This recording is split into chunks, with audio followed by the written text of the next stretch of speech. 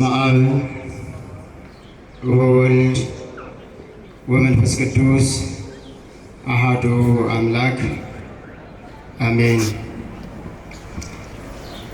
እግዚአብሔር የሚወዳችሁ እግዚአብሔርን የምትወዱ የእግዚአብሔር ቤተሰቦች የንጽሕተ ንጹሐን የቅድስተ ቅዱሳን የድንግል ማርያም የአስራት ልጆች የቅዱስ ሚካኤል ወዳጆች በመጀመሪያ የካቴድራላችን ዋና አስተዳዳሪ ክቡር ቆሞስ መልአከ አሚን አባ ገብረ ሥላሴ ይርሳው፣ ክቡራን መምህራነ ወንጌል ሊቃውንተ ቤተ ክርስቲያን፣ አይንተ እግዚአብሔር ካህናት፣ ላይካነ ምስጢር ዲያቆናት፣ የሰንበት ትምህርት ቤት ከዋክብት መዘምራን፣ አባቶችና እናቶቼ፣ ወንድሞችና እህቶቼ እንዲሁም ሕፃናት በልዑል እግዚአብሔር ፍጹም ሰላምታ እንደምን አደራችሁ? እንደምን ቆያችሁ? አሜን። ምስጋና የባህሪው የሆነ የምስጋና ባለቤት አምላካችንና መድኃኒታችን ኢየሱስ ክርስቶስ በፍጥረታቱ ሁሉ አንደበት ስሙ ለዘለዓለም ዛሬም ዘወትርም የተመሰገነ ይሁን። ንጽሕተ ንጹሐን ቅድስተ ቅዱሳን ድንግል ማርያም ክብር ምስጋና ይድረሳት። ቅዱሳን መላእክት፣ ጻድቃን፣ ሰማዕታት እንደየክብራቸው እንደየማዕረጋቸው ክብር ምስጋና ይድረሳቸው። ከመ ዘነአምር ንነግር ወበዘርኢነ ሰማዕተ ንከውን። የምናውቀውን እንናገራለን፣ ያየነውን እንመሰክራለን። የዮሐንስ ወንጌል ምዕራፍ 3 ቁጥር 11 ላይ ተመዝግቦ የሚገኝ ኃይለ ቃል ነው። በዚህ ኃይለ ቃል መነሻነት ባለን ጥቂት ደቂቃ ውስጥ እኔም ቆሜ እናንተም ተቀምጣችሁ አብረን በህብረት እግዚአብሔር እንዲያስተምረን የእርሱ መልካም ፈቃድ ይሁን። የምናውቀውን እንናገራለን፣ ያየነውን እንመሰክራለን። ይህን ቃል የተናገረው የቃሉ ባለቤት አምላካችን መድኃኒታችን ኢየሱስ ክርስቶስ ነው። ቃሉን የነገረው ደግሞ ከፈሪሳውያን ወገን ለሆነው ለታላቁ መምህር ለኒቆዲሞስ ነው። የትምህርቱ መሰረታዊ ዓላማ አንድ ክርስቲያን ያየውን መመስከር፣ የሚያውቀውን መናገር እንደሚገባው፣ ሰውን አስደስት ብሎ ሰው ይውደደኝ ብሎ የማያውቀውን ከመናገር ያላየውን ከመመስከር እንዲጠበቅ ይህ ጥብቅ ንግግር ከክርስቶስ ዘንድ ከሱ ቃል የወጣ ለኒቆዲሞስ የተላለፈ ነገር ግን እንደ ሌሎቹ ሕግጋት በክርስትና ሕይወታችን ስንኖር እንድንጠብቃቸው የተላለፈ መልእክት ነው። ዓላማው ማንም ክርስቲያን ታላቅ ታናሽ ሳይል የሚያውቀውን መናገር፣ ያየውን መመስከር። ይህ ከክርስቶስ ዘንድ ያገኘነው መመሪያ፣ ከሱ ዘንድ ያገኘነው ትምህርት፣ በተግባርም የሰራው በቃልም ያስተማረው ትምህርት ነውና ሕይወታችን ውስጥ ሊሰራ የሚገባው ነው። አንድን ሰው ትልቅ የሚያሰኘው ቁመቱ ውፍረቱ ሳይሆን እንደምታውቁት ክብደቱ ሳይሆን ስነ ምግባሩ፣ ሕይወቱ፣ ለክርስትናው ለእምነቱ ያለው አመለካከት ሰውን ትልቅ ያሰኘዋል። በአጠቃላይ ሰው ሆኖ ተፈጥሮ ሰው መሆኑን ተገንዝቦ እንደ ሰው ሲኖር ሰው ትልቅ ይባላል። ትልቅ የሚባለው ሰው ሚከብርም ሚቀልም በአንደበቱ ነው። እስመ እምቃልከ ትጸድቅ ወእምቃልከ ትትኮነን። ቅዱስ ማቴዎስ ካነጋገርህ የተነሳ ትከብራለህ፣ ካነጋገርህ የተነሳ ትዋረዳለህ ይላል። ጠቢቡ ሰሎሞንም ሕይወት ወሞት ውስተ እደ ልሳን፣ ሞትም ሕይወትም በሰው ምላስ ናት ይላል። ነቢዩ ሲራክም ሲናገር ሐሳርከሂ ወክብርከ እምቃለ አፉከ፣ መዋረድህም መከበርህም ከምላስህ ነው ይላል። ሰው የሚያውቀውን ከተናገረ ያየውን ከመሰከረ ማንም አይንቀውም። ለሰው ተብሎ ሰው ራሱን አያቀልም። ይህ ትምህርታዊ ነገር ግን እንደ 10ሩ ቃላት ልንጠብቃቸው ምንችለው ለአንድ ለኒቆዲሞስ ተነግሮ ነገር ግን ክርስቲያን ለሆነ ሁሉ መመሪያ ሆኖ የሚተላለፍ ልንጠብቀው የሚገባ መመሪያ ነውና መሰረታዊ ትምህርቱ እውነትን መናገር፣ ያዩትን መመስከር፣ የሚያውቁትን መናገር ላይ ትኩረት እንድንሰጥ ነው። መድኃኒታችን ኢየሱስ ክርስቶስ እንዴት ተናገረው የሚለውን ስናይ ዛሬ ዕለቱ ኒቆዲሞስ ተብሎ በቤተ ክርስቲያናችን አስተምህሮ ይጠራል። ዕለቱ ኒቆዲሞስ ይባል እንጂ ኒቆዲሞስ የሰው ስም ነው። ኒቆዲሞስ ማለት በአይሁድ በዕብራይስጥ ቃላት የአይሁድ አለቃ ማለት ነው። ይህ የአይሁድ አለቃ ኒቆዲሞስ ምሁር ነው፣ ባለሀብት ነው፣ ባለስልጣን ነው፣ የተከበረ ሰው ነው። ይህ ሰው ከፈሪሳውያን ወገን አብሮ ሲመክር ነገሩን ሲያጸድቅ የሚኖር ምሁር የሆነ የሙሴን ታልሙድ መጻሕፍት ጠንቅቆ ያወቀ ሰው ነው። ግን ክርስቶስ መጥቶ በሚያስተምርበት ሰዓት ደግሞ ከእርሱ በላይ ታላቅ መምህር ሲመጣ የክርስቶስን ታላቅነት መካድ አልፈለገም። ብዙዎች የክርስቶስ መምጣት ከፍቷቸዋል። አባቡ ይባሉ ነበረ፣ ይከበሩ ነበረ። ቃላቱን የኦሪትን ቃላት በልብሳቸው እየጻፉ ለሕዝብ ይታዩ ነበር። ምንድን ነው ሲሏቸው ይኸው የሙሴ መጻሕፍትን ቀለሙን ጠጥተነው ተዋህዶን ለልብሳችን ተርፎ በልብሳችን ላይ ይነበባል እያሉ 10ቱ ቃላትን በልብስ ላይ ጽፈው እያስነበቡ እስከዚህ ድረስ ይከበሩ ነበረ። አልፈው በሄዱ ሁሉ ምዕመኑ ይንቀጠቀጥላቸው ነበረ። ከዚያ ውስጥ አብሮ አለ እሱ። ግን እውነትን መካድ አልፈለገም።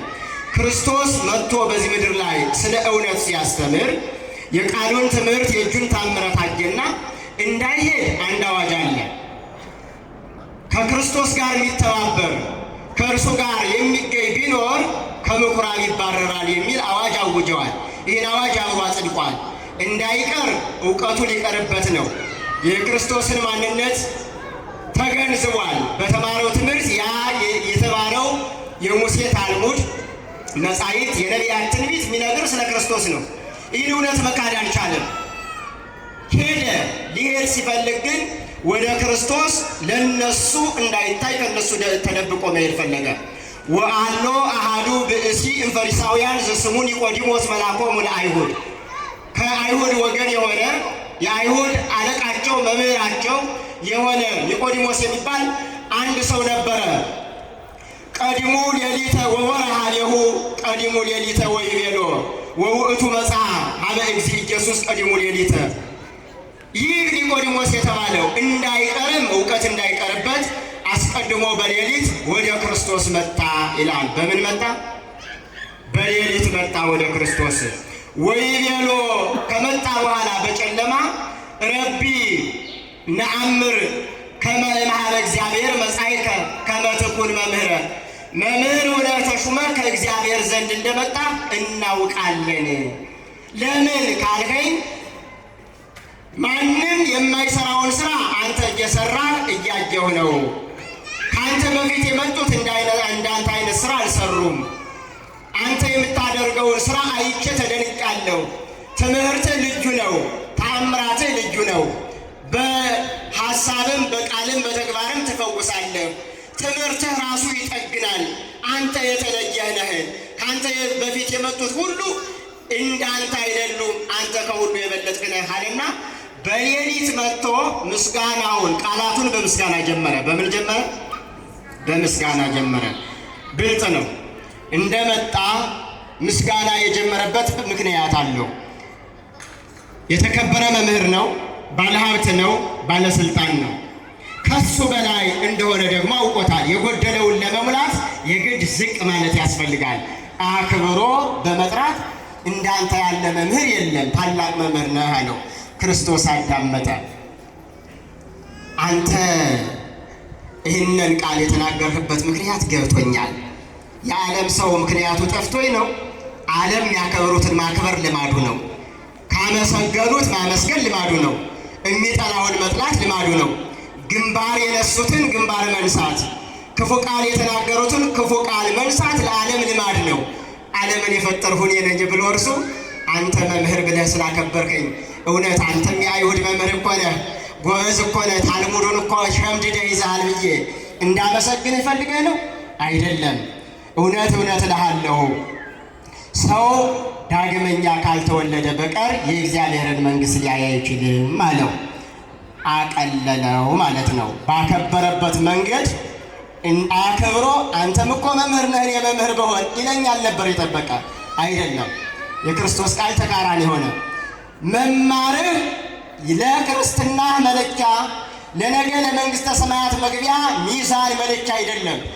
ተምሮ መገኘት በብዙ መንገድ ሰው በመምህር ይማራል፣ በተፈጥሮ ይማራል። ሐዋርያት 3 ዓመት ሙሉ ከክርስቶስ ተጠግተው ተምረዋል። ሌሎቹ ከዚያ በኋላ የተነሱት ግን ከመንፈስ ቅዱስ ተምረው ከሐዋርያት በላይ ያስተማሩ አሉ። ስለዚህ መማር መለኪያ አይደለም። የቅድስና ሕይወት የብቃት መለኪያ የለም። የተማረውም መንግሥተ ሰማያት ይገባል፣ ያልተማረውም ይገባል። ዋናው መወለድ ነው። ሰው ዳግመኛ ካልተወለደ ወደ እግዚአብሔር መንግሥት የእግዚአብሔርን መንግሥት ሊያይ አይችልም አለው። መጀመሪያ ሊያይ ነው ያለው። ኒቆዲሞስ በዚህን ሰዓት ግራ ተጋባ። እፎ ይክል ሰብ ዳግመ ተወልዶ እምድኅረ ልሂቀ፣ ሰው ከተወለደ በኋላ ዳግመኛ እንዴት ወደ እናቱ ማኅፀን ሊገባ ይችላል? ይህ ነገር እንዴት ሊሆን ይችላል? ካደገ በኋላ የማይቻል ነገር እኮ ነው አለ። ክርስቶስ ደግሞ ደገመ። እውነት እውነት እልሃለሁ ከውሃና ከመንፈስ ካልተወለደ በቀር ወደ እግዚአብሔር መንግሥት መግባት አይቻልም አለ። መጀመሪያ ስለ መወለድ ነገረው። ከምን እንደሚወለድ ግራ እንዳይጋባ መወለጃውን ነገረው። ከውሃና ከመንፈስ ካልተወለደ የሰው ልጅ ወደ እግዚአብሔር መንግሥት መግባት አይችልም። ከምንና ከምን ካልተወለደ? ከውሃና ከመንፈስ። የሰው ልጅ 2 ልደት አለው። ስንት ልደት አለው? 2 ልደት አለው። የመጀመሪያው ልደቱ ከእናት ማኅፀን ከአባት አብራክ ይወለዳል። ሁለተኛው ልደት ከመንፈስ ቅዱስ ይወለዳል። በምን ሁኔታ? በማኅፀነ ዮርዳኖስ በአብራከ መንፈስ ቅዱስ። ይህ ማንኛውም ክርስቲያን ያልኳችሁ የተጠመቀ ክርስቲያን 2 ልደት አለው። ስሙም ክርስቲያን ነው። ክርስቶስ ራሱ 2 ልደት አለው። የመጀመሪያው ልደት ከአብ ያለ እናት፣ ሁለተኛው ልደት ከድንግል ማርያም ያለ አባት። የመጀመሪያውን ልደቱን ማወቅ አይቻልም፣ ረቂቅ ነው ምስጢሩ። ያለ እናት ከአብ ተወልዷል ብሎ ማመን ነው። ያኛውን ለማመን የድንግል ማርያሙ ማስተማመኛ ማስረጃ ሆኖ ቀርቧል። ልደት ቀዳማዊ ታውቀ በዳህራዊ ልደት፣ የማይመረመረው የማይታወቀው ከባዱ ከአባቱ ያለ እናት የተወለደበት ልደት ታውቀ በዳህራዊ ልደት። ከድንግል ማርያም ያለ ወልድ መወለዱ ያለ አባት ያለ እናት ከአብ መወለዱን ያስረዳል። ከአብ ሲወለድ መረጃ የለንም፣ ማመን ነው አይደል? ከድንግል ማርያም ግን በጊዜው ጊዜ ተገኝተው ቅዱስ ገብርኤል መስክሮ ሌሎቹ የተናገሩት ትንቢት ተፈጽሞ እነ ኢሳይያስ ትንቢታቸው ተፈጽሞ ድንግል በድንግልና መጽነሷን ተረጋግጧል። አባት እንደሌለው ምድራዊ አባት እንደሌለው ተረጋግጧል። ምድራዊ አባት የሌለው ሰማያዊ አባት ያለው በድንግልና የተወለደ እሱ ነው። እንዴት በድንግልና ተወለደ ለሚሉት ስጋ ለብሳ ስጋ ለብሶ ስጋ ከለበሰችዋ ሲወለድ አባት ስለሌለው አሁንም ያለ እናት ከአብ ተወልዷል የሚለውን ማስተማመኛ ይሰጣል ማለት ነው። እሱን ያስተምረው የፈለገ ስለ ጥምቀት ታላቅነት ነው። የጥምቀትን ታላቅነት ሰዎችን ከሰዎች የሚለይ ሰው ሁሉም ሰው ነው አይደል? መናፍቁም ዓለማዊውም ሰው ነው። ግን ሰው ተብለን በአራያው በምሳሌው ከተፈጠርነ በኋላ ደግሞ ሰው ተብለን ደግሞ መለያችን ክርስቲያን ነው። ምንድን ነው? ክርስቲያን የምንሰኝበትም ደግሞ ከአብራ ከመንፈስ ቅዱስ ከመንፈስ ቅዱስ መወለዳችን ሁለተኛው ልደት ልዩ ያደርገናል። ይህን ሁለተኛው ልደት መወለዳችን ብቻ አይደለም፣ ከብዙ ነገር ስለሚያድነን ማለት ነው። ወበጥምቀተ ክርስትና ይከውን ሰብ አጋዜ እምቅኔተ ዲያብሎስ ወእም አጋንንቲሁ ጸዋጋን። የሰው ልጅ ሲጠመቅ በጥምቀቱ ምክንያት ከዲያብሎስና ከሰራዊቱ ጽኑ አገዛዝ ነፃ ይወጣል ይላል። ቁራኛም ካለበት ይለቀዋል ማለት ነው። ልጅነትን ያገኛል ማለት ነው። በሽተኛም ይፈወስ። ብዙ በአንድ ጥምቀት ሲታይ ውሃ ነው፣ ስራው ግን ጸበል ማየገቦ ነው፣ ከክርስቶስ ጎን የፈሰሰ ነው። ያን ማየገቦ ደግሞ የምናገኘው በቅዱስ ቃሉ ነው። በምኑ ነው? ይህ ቃል የማይቀየረው ነገር የለም። ጠማማውን ሰው ቀጥ ያለ እንዲሆን፣ ክፉውን ደግ እንዲሆን ቃሉ ይቀይራል። የክርስቶስን ቃል ንጹሑን ወይም ደግሞ ተራውን ውሃ ወደ ማየገቦነት ይቀይራል። አባቶቻችን አሐዱ አብ ቅዱስ ብለው በሚጸልዩበት ሰዓት ወደ ማየገቦ ይቀይራል። እስመ መንፈስ እግዚአብሔር ይጼልል ዲበ ማይ ዘፍጥረት 1:2 ተመልከቱት። የእግዚአብሔር መንፈስ በውሃ ላይ ይሰፋል ይላል። መንፈሱ መጥቶ ስሙ ሲጠራ አሐዱ አብ ሲባል ውሃው ላይ ያርፋል። ውሃው ወደ ማየገቦ ይቀየራል። ልጅነት እናገኝበታለን ማለት ነው። ይህ ልጅነት እንዲያገኝ አስረዳው። እርሱ እንዲጠመቅ እንዲገባው መማሩ ብቻ አምኖ መምጣቱ ብቻ በሌሊት ሊማር መምጣቱ ብቻ በቂ እንዳልሆነ መስፈርት እንዳልሆነ ልጅነትን እንዲያገኝ ክርስቲያን እንዲባል መነሻው መሰረቱ መጠመቅ እንደሆነ ነገረው። ያም ውሃው ይህ ውሃ ሁሌ የምንጠመቅበት ገላችን የምንታጠብበት ነው እኮ ብሎ እንዳያለንቅ ነገረው። መንፈስ ቅዱስ እንደሚያድርበት በዚያ ውሃ ላይ ከመንፈስ ቅዱስ ከውሃና ከመንፈስ ቅዱስ አለ። ውሃውን በዓይንህ ታየዋለህ፣ መንፈስ ቅዱስን ግን አታየውም። ነገር ግን ይህ የእግዚአብሔር ስራ ነውና ዳግመኛ ልትወለድ ያስፈልግሃል አለው። ይህ እንዴት ይሆናል አለ። አሁን የሚገርማችሁ እንዴት ሊሆን ይችላል? በዚህን ሰዓት ነው ክርስቶስ አንተ የአይሁድ መምህር ስትሆን ይህንን አታውቅም? ታልሙዱን ጠንቅቀህ አውቀህ የነቢያትን ትንቢት አመስጥረህ ተምረህ እንዴት ይጠፋሃል? መንፈስ ካለ ፈቀደ ይነፍህ ወቃሎ ትሰምዕ። ነፋስ ወደ ወደደው ይነፍሳል፣ ድምፁን ትሰማለህ፣ መልኩን ግን አታየውም። ይህን ታምናለህ አለው። ነፋስ ማስረጃ አድርጎ አቀረበለት። አሁን እንደምታዩት ዛፎች ይንቀሳቀሳሉ አይደል? ወደ የት እንደሚንቀሳቀሱ እያያችሁ ነው። ነፋሱን ግን ታዩታላችሁ? በየት ነው የመጣ? ወደ የትስ ነው የሚሄድ? አይታወቅም አይደል? በቃ ዛፉ በመንቀሳቀሱ ብቻ ነፋስ እንዳለ ታረጋግጣላችሁ። ይህ ነው ምሳሌ አድርጎ ያቀረበለት። አንተ መምህር ነህ ብለሃል፣ ያውም የምሁራኑ የአይሁድ መምህር። ነገር ግን ነፋሱ ከየት እንደመጣ ወደ የት እንደሚሄድ እንደማይታይ፣ ዛፍ ሲያንቀሳቅስ አቧራ ሲያስነሳ ይታወቃል እንጂ ከየት መጣ ወደ የት ይሄዳል እንደማይባል መንፈስም እንዲሁ ነው። በውሃው ላይ ሲያርፍ ልታውቀው አትችልም። ስራ ሲሰራ ብቻ ታውቀዋለህ። ልጅነት ሲያሰጥ ብቻ ታውቀዋለህ። ነፋሱ ዛፉን ሲያንቀሳቅሰው ነፋስ አለ ብሎ እንደሚታመን መንፈሳዊ ሰውን መገለጫው ልጅነትን ሲያገኝ መንፈሳዊ ስራ ይሰራል። የመንፈሳዊ ሰው መገለጫው ደግሞ ከመብላት መጾምን፣ ከማማት ማመስገንን ይወዳል። ቆሞ ኳስ ከማየት ቆሞ ማስቀደስን ይመርጣል። ቶሎ ብሎ ተሳልሞ ድር አለብኝ ዕቁብ አለብኝ ከማለት ይልቅ ቃል እግዚአብሔርን መስማትን ይመርጣል። መንፈስ እግዚአብሔር ሲያድርበት ነው ይህ የሚሆነው። ያለዚያ መንፈስ እግዚአብሔር ካላደረ አይምሯችን ላይ የሚያቃጭለው እድሩና ዕቁቡ ብቻ ነው። ይህ የሚበልጥ አይመስለንም። የመንፈሳዊ መለኪያ ብዙ ነው። መንፈስ እግዚአብሔር በእኛ ላይ ሲያድር ልጅነት ከማሰጠት በላይ በስራችን ማንነቱን ይገልጻል። አንድን ክርስቲያን መንፈሳዊ ነው ለማለት መጠመቁ ብቻ መንፈሳዊ መለኪያም ሊሆን አይችልም። በስራ መግለጽ ያስፈልጋል።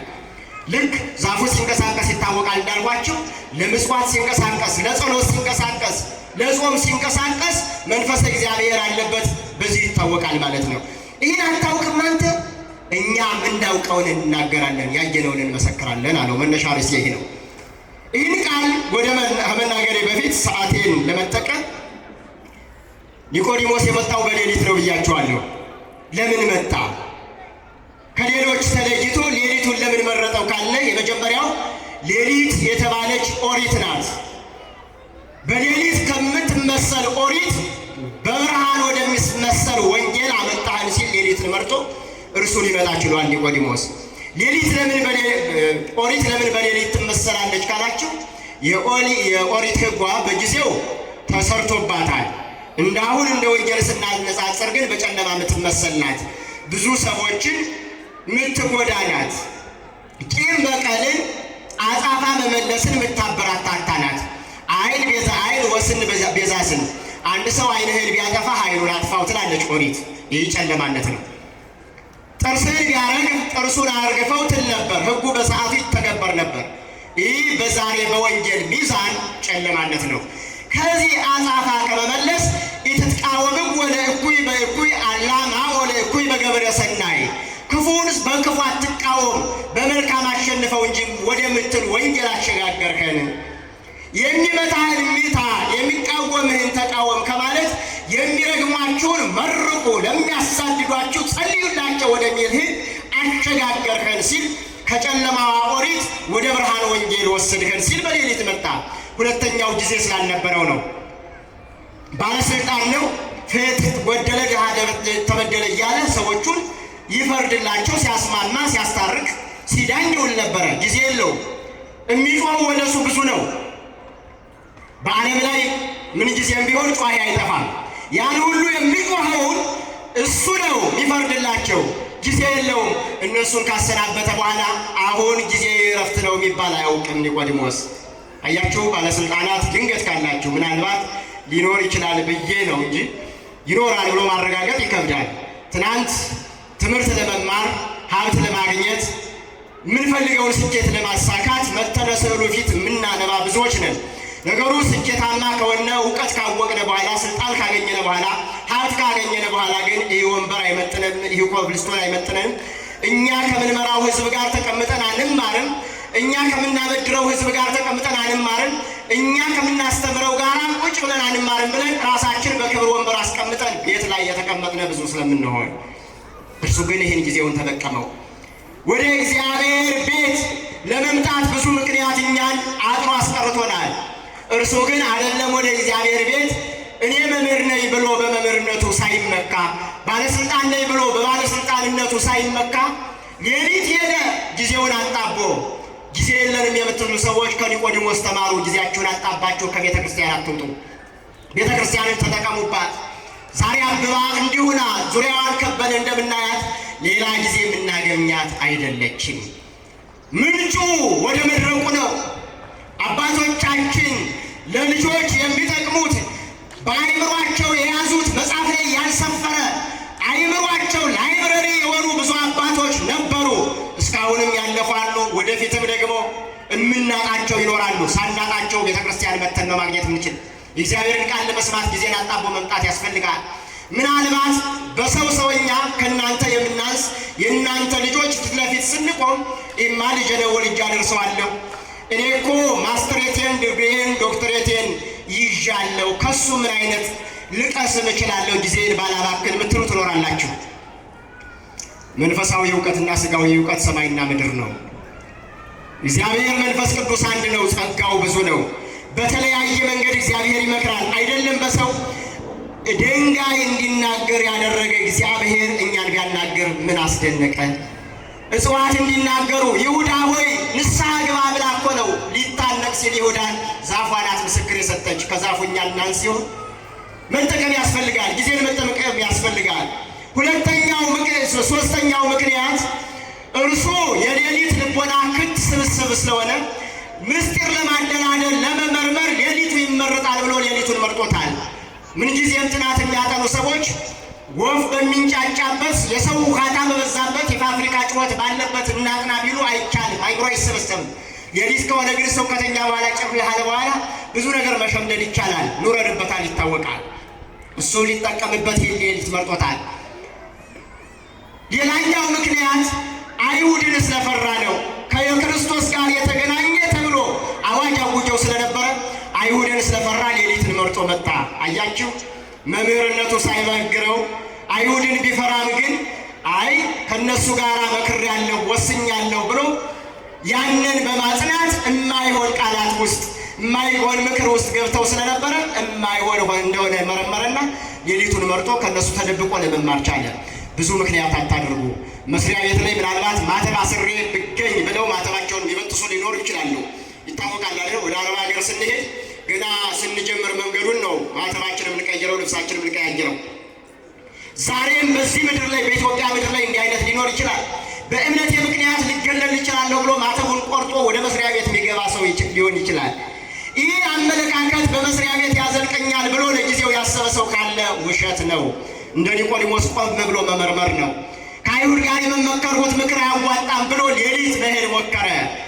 ግን ይህ ወደ ሌሊት የሄደበት ምክንያት ጨርሶ ሌሊት አይምሰላችሁ። በሰው ሰውኛ ሌሊት የሄደ ይምሰለን እንጂ ኒቆዲሞስ የሄደው በብርሃን ነው። በምንድን ነው የሄደው? በብርሃን ነው። ዮሐንስ አፈወርቅ በድርሳኑ ሲተረጉም ኒቆዲሞስ በሌሊት ወደ ክርስቶስ ሄደ ይላል ወንጌሉ ይላል።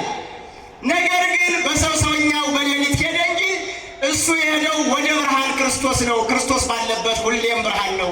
በክርስቶስ ዘንድ ጨለማና ብርሃን አይፈራረቁም። ዘለዓለም ብርሃን ነው። ጊዜ የማይገድበው አማናዊ ብርሃን ነው። ይህኛው ብርሃን አሁን ብርሃን ሆኖ በኋላ የሚጨልም ነው። ክርስቶስ ግን አሁንም በኋላም ለዘላለም ብርሃን ነው። ወደ እውነተኛው ብርሃን ነው የገሰገሰ፣ አልተሳሳተም ማለት። ሌላኛው ምክንያት ከንቱ ውዳሴ ፈልጎ ነው። መምህር ነው። ህዝቡ እሱም ያስተምረው እሱም ይመራው።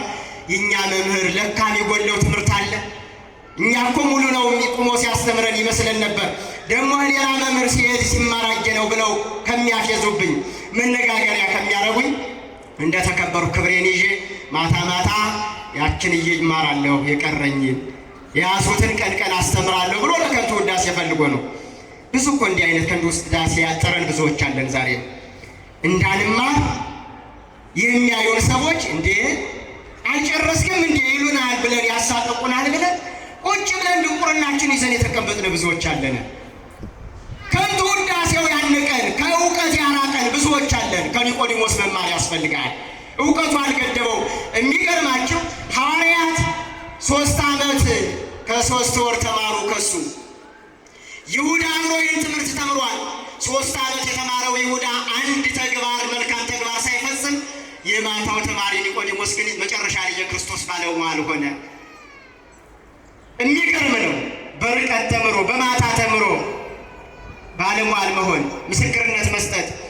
በኋላ ሰዓት ምስክርነት የሰጠ ኒቆዲሞስ ነው። በስቅለቱ ሰዓት የተገኘ እሱ ነው። ይህን ኒቆዲሞስን ነው የምናውቀውን እንናገራለን ያለው። የምኑን? የምናውቀውን እንናገራለን። አያችሁ፣ ኒቆዲሞስ ሽማግሌ ነው፣ በእድሜ ባለሀብት ነው፣ በስልጣን ባለስልጣን ነው፣ በእውቀት መምህር ነው። ግን ከ30 ዓመቱ ከክርስቶስ ዘንድ ዝቅ ብሎ ለመማር ፈለገ። ክርስቶስ በ12 ዓመቱ የሙሴን ኦሪት ለሙሴ የሰጠ ክርስቶስ ነበር። ዝቅ ብሎ ግን ክርስቶስ ለመማር መጥቷል። የክርስቶስን አርአያ ይዞ ኒቆዲሞስም ሽምግልናው እውቀቱ ሀብቱ ሳይገድበው ሁሉም ነገር ዝናው ሳይገድበው ዝቅ ብሎ ከክርስቶስ ከ30 ዓመቱ ኒቆዲሞስ ከ30 ዓመት በላይ ነው በሰው ሰውኛው። ዝቅ ብሎ ግን በ30 ዓመት የተቆጠረለትን ክርስቶስን ዝቅ ብሎ ሊማር መጣ። የመጨረሻው ትምህርቱን ለማጠቃለል ይህ ኒቆዲሞስ ይህ ቃል ሲከራከር እኛ የምናውቀውን እንናገራለን የሚል ቃል ነው የተሰጠው። ይህን አብራርልቼላችሁ ትምህርቴን እጠቀልላለሁ። የምናውቀውን ምን እንላለን? እንናገራለን። ክርስቲያኖች የምታውቁትን ተናግራችሁ ታውቃላችሁ? ሁላችን ተናግረን እናውቃለን? ያየነውን መስክረን እናውቃለን? እኔ የማውቀውን ነው የምናገር ያየሁትን ነው የምመሰክር የሚል ካለ እጁ እንዲያወጣልኝ ደስ ይለኛል። ደፍሮ በክርስትናው ያወቅኩትን ነው የምናገር የሚል አንድም አይገኝም ከራሴ ጀምሮ። በዓለም ላይ ያወቁትን መናገር ከባድ ነው። ዓለም ከባድ ናት። ያወቅነውን ብንናገር ያየነውን ብንመሰክር በዓለም መኖር አንችልም። ይህ ለክርስቶስ ብቻ የተቻለ ቃል ነው። የሚገርማችሁ ክርስቶስ የሚያውቀውን ተናግሯል፣ ያየውን መስክሯል፣ የተቀበለውን አስቡት። በ2 ዓመቱ ስደት ነው የጠበቀው። ከምኩራብ ነው የተባረረው። በምራቅ ነው በግንባሩ የተተፋበት። በዘንግ ነው የተደበደበው። መስቀል ነው መጨረሻ የቀረበለት። እውነት መናገር እንዲህ ነው። በዚህ ዘመን እውነት መናገር ከባድ ነው። ዓለም ራሷ ዳኝነቷ በሐሰት ላይ አጸድቃ ዓለም ራሷ እየቀጣች ነው። በምን ካላችሁ ዛሬ ከባድ ነው። እንኳን ለመምህራን እንኳን ለወንጌላውያን ለማንኛውም እኔ አማኝ ነኝ የክርስቶስን ስም ይዤ ክርስቲያን ተብያለሁ፣ እውነት እናገራለሁ፣ ያየሁትን መሰክራለሁ ቢል ከባድ ነው። እውነት እናስተምር፣ እውነትን እናገር ብንል እውነቱን ስንናገር አትግደል ብንል ትናንት የገደለው ነገ ለመግደል የሚዘጋጀው ይዝትብናል፣ አንተንስ ማን ያተርፍሃል ይላል። አትዘሙት ብለን ብንል ትናንት ሌላ ቦታ ላይ 2-3 ሴት ያስቀመጠው ሌላ ቦታ ላይ ሁለት ወንድ ያስቀመጠችዋ እኔን ብለህ ነው እኔን ለመንካት ፈልገህ ነው ብላ ከንፈሯን በጥርሷ እየነከሰች ትዝታለች። አትሴስን አታመንዝር ብለን ምንል አሁንም እንዲህ አይነት እንቅስቃሴ ያላቸው ችግር ውስጥ ይገባሉ። አትመኝ ብለን ምንል ከሕጉ ወጥቶ እንዲህ ባደርግ የምትለዋ ሚለው ሁሉ የእኔን ሐሳብ ለማሰናከል ነው ብለው ይስታሉ። ባዕድ አምልኮት አታምልክ፣ እግዚአብሔር እኔን ብቻ አምልኩ ብሏል። ኢታምልክ ባዕድ አምላከ ዘእንበሌ፣ ከኔ ውጭ ሌላ አምላክ አይኖርህ ብሏል ብለን ብናስተምር እንጨት ጠርቦ ድንጋይ አለዝቦ የሚያመልከው ስርምሶ ቅጠል በጥሶ ደም አፍሶ ሰንደላጢሶ ባዕድ አምልኮ ውስጥ የተዘፈቀው ቆይ ጠብቀኝ ትወርዳለህ መድረክ እኔን ለመንካት ነው ብሎ ይስታል። ከባድ ነው። በሐሰት አትመስክር የሚለውን ሁሉም 10ቱ ቃላት ናቸው። ሁሉን አልዘረዝርም፣ ሰዓቴን ጨርሻለሁ። በሐሰት አትመስክር ብለን ብናስተምር ዓለም ከባድ ነው። ነገ ይህን ያህል ገንዘብ የሚሰጠኝ ነው በሐሰት ለመስክር ተዘጋጅቻለሁ፣ ከዚህ በፊት ለሰገሌ መስክሬ ተሳክቶልኛል ያለ አሁንም የኔን አቋም ለማሳጠፍ ነው ብሎ ይስታል። ከባድ ነው። እናት አባትህን አክብር ብለን ብናስተምር እናት አባቱን ገሎ የእናት አባቱን ሀብት ንብረት ለመውረስ የሚነሳሳ ልጅ፣ እናቱን የሚሳደብ አባቱን የሚሳደብ ልጅ እኔን ለማለት ፈልጎ ነው ብሎ ጡንቻውን ያሳያል፣ ልብሱ ከፍ ከፍ ያደርጋል። ለማን ይሰበክ ወንጌል? ክርስቲያኖች፣ ወንጌል እውነት ነው። ወንጌል ሀቅ ነው። ወንጌል ደረቅ ነው። ዛሬ አባብለን ወንጌል የምናስተምርበት ጊዜ አይደለም። እኔም እናንተም በዚሁ ኃጢአት ውስጥ አለን። እኔም ሲያሞግሱኝ እወዳለሁ፣ እናንተም ትወዳላችሁ። እኔም ሲሰድቡኝ ይከፋኛል፣ እናንተም ይከፋችኋል። ግን ለጽድቅ አያበቃንም። እውነቱን ተነጋግረን ወደ እውነተኛዋ ቦታ ለመሄድ ግን ቁስላችን ተነክቶ መድኃኒቱ አግኝቶን ቁስላችን ደርቆ መገናኘት በኢየሩሳሌም ሰማያዊት ያስፈልጋል።